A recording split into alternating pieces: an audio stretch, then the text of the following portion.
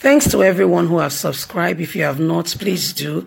And thanks for coming out here. I really appreciate you. Breaking news. Edo Assembly invasion. Court grants bail to 7 suspects. Wow. My people, good morning, good afternoon, good evening. Whatever time we're reaching you today, we all know what happened a few weeks ago with regards to Edo Assembly. We all know what happened, how some persons invaded the Edo State House of Assembly, and a lot of issues have been coming out of it, and the matter has become, rather, it skyrocketed. It attracted so many, so many reactions here and there, and this is where we are today, and this is what is going up, So that's what we are talking about. The court finally have granted bail to 7 suspects, people that we are suspected of one thing or the other with regards to this Edo Assembly. Let's get into the news and get all the details. High Court in Benin City, the Edo capital, on Monday grants bail to 7 suspects facing trial for alleged invasion of the Edo State House of Assembly complex. The presiding judge, Justice Efe, admitted the accused and granted bail in the sum of 500,000 naira with a sovereignty each in like kind. Efe said the solitaires must be gainfully employed and resides within the court jurisdiction.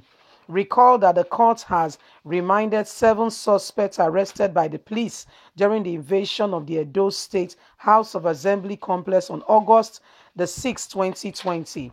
The suspects were identified as one Mr. Festus Odion, Mr. Wilfred Mogu, Mr. Salami, Mr.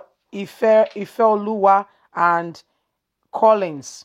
Meanwhile, the judge adjourned the case and the judgments against the suspects, foundational human rights activists, till Tuesday, September the 8th. The defendants in the suit are Inspector General of Police, Assistant Inspector General of Police, Zone 5, Edo State, Commissioner of Police, and Sopo Ibrahim. Counsel to the applicants are Matthew, in his advocates writes that the motion was aimed to enforce the fundamental right to liberating and personal diligence, freedom, were cautious human rights, and dragging of people's rights and integrity. He added that the suspects were arrested while trying and carrying out their duties as members of the House, violated the group of the House of Assembly to protect the place from being invaded by hoodlums on the fateful day. The applicants were arrested by the team of police led by one Inspector General Ibrahim and taken to the force headquarters Abuja, where they were tortured and detained under unfavorable conditions without food, the rights of the person's integrity and dignity in such a manner that was not right. He prayed the court to restrain the response from further interrogation with the fundamental human right to liberate and grant the applicants, discharge them free and acquitted from any force and any kind of harassment, especially with what they have gone through at the police headquarters in Abuja. So there you have it. There you go. Some 7 persons were arrested by police, saying that they tried to invade the House of Assembly. They did not protect the House of Assembly when they should. Here and there, different issues come out of this matter. And today, where we are now, is that these 7 persons, however, has been granted bail by the court. On the conditions of granting bail is that the people that must be able to bail them, that have the right to bail them, must be living around the area of the court and must be gainfully employed, and the kind of people and what they should be doing was also stated, as you have heard. But the truth of the matter is, whatever happens, whatever the case may be, We need to get to the bottom of this, invasion. We saw that 14 assembly members were sworn in an unknown disclosure where nobody knows about. You see, these people have, the number of days that a legislator could be granted to be out of the House of Assembly.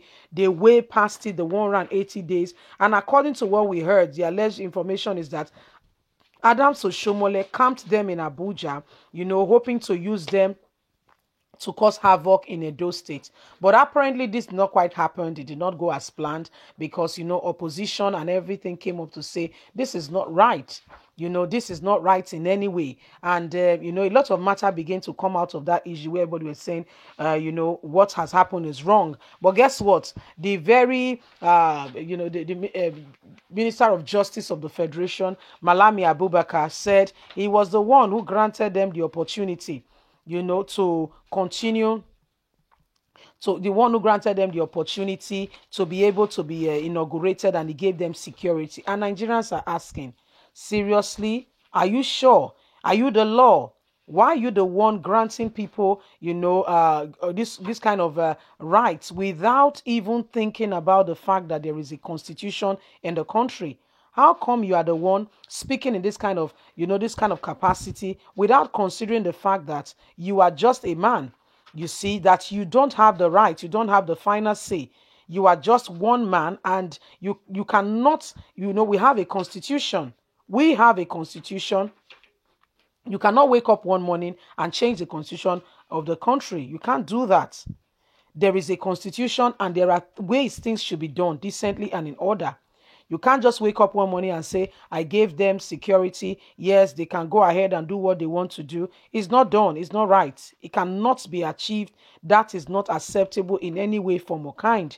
It is not done at all. So my people, this is what is happening. They've granted the people, the 7 persons, they've granted them bail at a very, 500,000 naira. And the matter is still adjourned to be continued. And further, we'll be hearing much further with regards to this case, what is actually happening. You see, so Nigerians, we need to rise up, we need to wake up, and we need to stop allowing, ourselves to be oppressed by some persons, by some group of people. We must wake up. The day to wake up is now, is the 21st century. Before now, you could just do anything and get away with it. But today, times have changed. The world is changing. Things that you do before and you just get away with. The world is a global village today, and those things are no longer acceptable. We must know our fundamental human rights, and we must stand by them. This is the only way we can survive as a people. This is the only way we can make our voice to be heard.